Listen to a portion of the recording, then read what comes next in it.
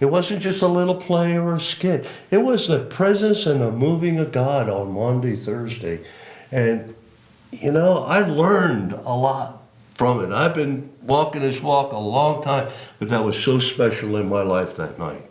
It truly was.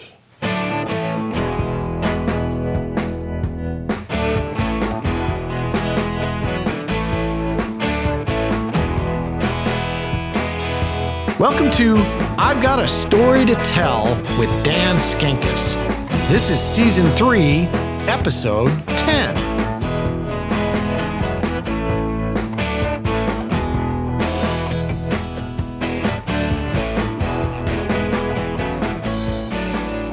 My name is Dan Skinkis, and I have a story to tell.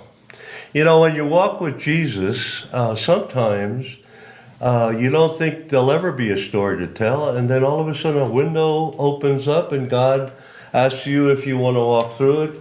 And it's been my life experience that when God gives you a window to walk through it and you don't choose to do it, somebody else will. He'll get somebody else, So the opportunity that God gives us in our life, I believe, when somebody asks you, would you do this for the Lord? I believe it's almost compulsory that you should do it. But that's just my feelings on it. But I'm going to go back to the fact that my acting skills are absolutely zero. I never studied acting. I never did anything about acting. And so when God calls you to put on the Peter suit and the burlap and all of those things that come with it, it's sort of quite frightening. And as soon as you start thinking about one line, you go blank, So it's been such a journey. I've had my notes in my pocket. I've had all kinds of things, trick things on my dash, and all of those things. Remember those lines that were so important. And I will tell you, God's good all the time. All the time, God's good. Because they had a teleprompter at the end of the whole thing, which was so good to know that you have something to look at if you forget your lines. And that's a basic thing in the Lord, in our life. When we can't, He can, and He fills in the gaps. So we were preparing for Monday, Thursday, and I was asked to portray Peter. And this isn't about me, but I got quite sick. I got very ill a day previous to this, and I'm thinking, why does this seem to always happen? And when you are just under the pressure to do something, and then all of a sudden you get the sickness. Well, anyway, I don't want to blame it on the devil because I have a devil joke, but nobody thinks it's funny, so I'm not going to tell the joke today. Because Pastor's not even laughing. He looks somber. Sometimes we don't take responsibility for our behavior, and we think the devil did. So back to my illness. My illness came like a flood, and now I have to get up on the stage to remember lines and the whole thing. And I will tell you something about serving God. And the pastor can verify this. Sometimes you think, Lord, I can't do it. There's no way. I'm zeroed out. There's nothing within me. But you know what? Let me tell you, people that I love so much, all the people in the church, and maybe some not in the church, that the blessings come from the Lord way more than we can even imagine. And when we're out there serving Him, He'll fill in the gaps. And those gaps are a tremendous place. So when I put on that outfit and my brothers were beside me, and I felt so confident to know that these guys were with me, and there were so many dynamics of being up there, and it was becoming exciting, and the expression within us about Jesus. I know a lot of people, we know Jesus, but when we're put in a place where the rubber meets the road, it is so fantastic to verbalize from the bottom of your heart what you believe. Even if you got the lines right or stumbled or whatever, what you believe. And And my belief system was just, my faith was elevated that night. My faith to just know how much of the Holy Spirit that dwells within me, and I didn't work on it. God put that there. It was amazing to me. And you know, I think that when I have talked to people in the church, many of them, and they've had these stories that were like, you gotta be kidding me. They're so outstanding on what God did in your life. And you know, I encourage them to come here and drop your guard. You don't have to be perfect. You don't have to be the Holy Joe guy. You just be whoever you are and express yourself to God. Becomes the dynamics of the gospel of Jesus Christ. It becomes the foundation of that, because it's all about the people that he went to the cross for. Each and every one of them is his treasure. Each and every one of them he has gifted. Each and every one of them he loves, and he wants us to share that message with other people, you know? And I've learned that in my life, that I always want to be the best of everything, and I'm sort of like the handyman for Jesus. I never could get it all right, but I could get a lot of it right because of his direction in my life. And that's the encouragement I want to give everybody today, that Peter was a prime example, and God made that example and made it so vivid that when I was playing him, and my first line in a rehearsal, my first line I ever did in rehearsal was, it's hard for you, I don't know him. You know, man, that's sort of like, we talk about Jesus, we go to Bible studies, we go to church, we raise our hands, we love, and then to have to say that line with expression into the depth of you shook me.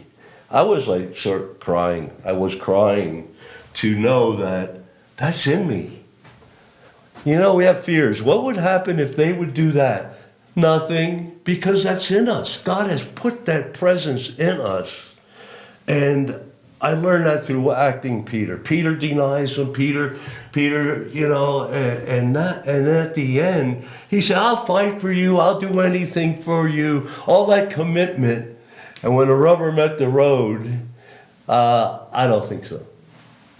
And to show the love of the Lord, I just remember in my mind, they left, they went back to their old business of fishing, and they're out there bobbing around. Where the Lord's never coming back, we better go back to her. And he hears his voice, did you catch any fish? What? God of the universe, nailed to the cross, everybody leaves him, and that's the first thing. God's concerned about the other people, the little lambs, the sheep, the whole, you know, and he commissions Peter to go and do that thing. So there it is. That was my experience.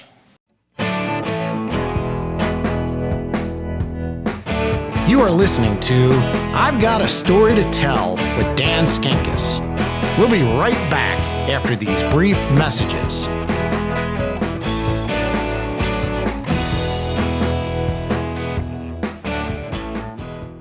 He uses humor like the wheel on an opera glass to focus our attention on more serious matters at hand. So I'm able to talk about serious matters with a little bit of humor in there to make it memorable. The humorist is not really looking for a laugh. The comedian's looking for a laugh. The humorist is looking for a nod of acknowledgement or the hint of a smile. You all can look forward to seeing McAvoy Lane as Mark Twain on May 4th. Doors open at 6 o'clock. We're going to have music at 6:30. Mark Twain will join us at 7 p.m. Anyway, yeah, I will tell the joke as a matter of fact. So St. Peter is on steps of the cathedral in Philadelphia, and all of a sudden he hears somebody crying, and it's the devil, and St. Peter saying, "You're the most vicious, terrible person in the world, heartless. Why are you crying?" And he keeps crying and wallowing, and St. Peter gets sick of hearing it. He said, "Why are you crying?" He said, "You see all those people out there? Each and every one of them. In that church pews, you see them? They blame everything on me." So that's why it was never a good joke, but it's true.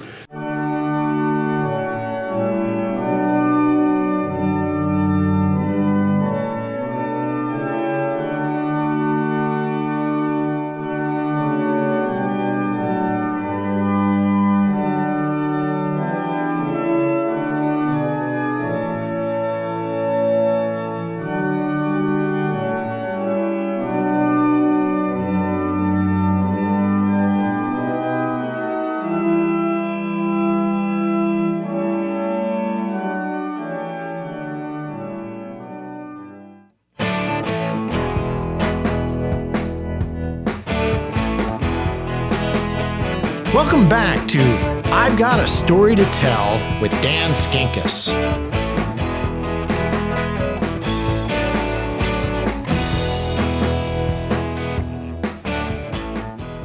I think that's the whole theme of the church. The whole movement of the body is to, as we walk forward, the flesh starts depleting and the spirit starts growing. And then in the end, when we're ready to get out of here, we are in full growth form, that we're ready to fly. Because the flesh has diminished so much, and I see these saints here that I talk to, and I know some of them are quite affluent, a lot of dough, but they're down to earth, walking on the same ground I walk on, and that gives me confidence within what we talk about, and what we believe has nothing to do with the flesh. It's all about the spirit. And that's a stigma with fancy churches with the big, nice ceiling lines and the walls and the pews that look perfect. And then some people walk in looking like, I can't fit in here because I'm not qualified. And the reality of it, that's what I did. I walked in, thought I wasn't qualified to be around these guys. Well, when this little guy, Dwayne Landsman, came into my life, there was no qualification. I knew he knew Jesus and I knew Jesus. And a lot of people I looked at and talked to knew Jesus. What a wonderful place to be, haven't left. Even with a new pastor, I haven't left. I hung out. All right, Bob, I gotta go. All right, thanks, Dan. Hey, love you guys. Love you. Get well. I'm Get those praying groceries on ready, it, man. I'm tired of this thing. Yep. Bye-bye. Dan has left the building.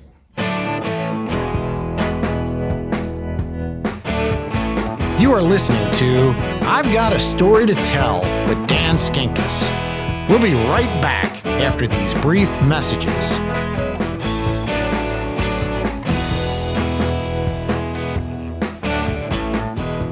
He uses humor like the wheel on an opera glass to focus our attention on more serious matters at hand.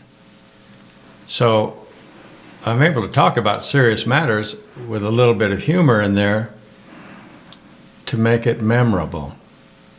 The humorist is not really looking for a laugh. The comedian's looking for a laugh. The humorist is looking for a nod of acknowledgement or the hint of a smile. You all can look forward to seeing McAvoy Lane as Mark Twain on May 4th. Doors open at 6 o'clock. We're going to have music at 6:30. Mark Twain will join us at 7 p.m. Stories, interviews, music, news, mission. Stories, interviews, music, news, mission. Stories, interviews, music, news, mission. Aunt Betty's studio is producing stories interviews, music, news, and mission messages. It is a new and exciting avenue for opening the gospel to Carson City and beyond. For all creative types, there are opportunities to get their projects out to the world. For all technical types, there are prospects for learning new skills and gear. For students, it solves the logistical issue of how to get community service hours. There is something for everyone. Aunt Betty's Studio is a ministry of First Presbyterian Church, Carson City. Stories, interviews, music, news, mission. You get it all from Aunt Betty's Studio.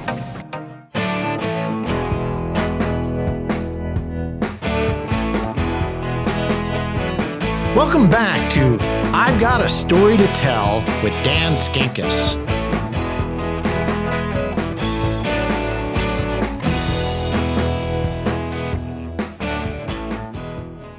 As always, all the events in my life, all of what God has allowed me to go through, encapsulate who I am today in Jesus, and having to learn by my presentation, I hear myself talking to me and going within inside me, which is so special.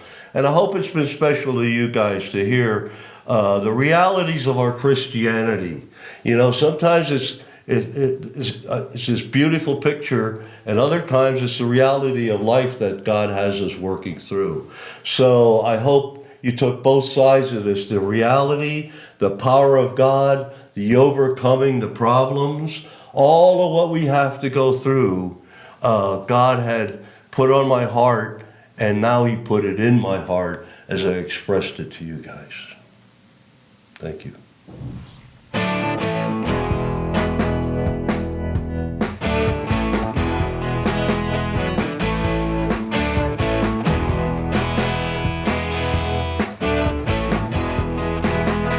Thank you for listening to I've Got a Story to Tell with Dan Skinkis.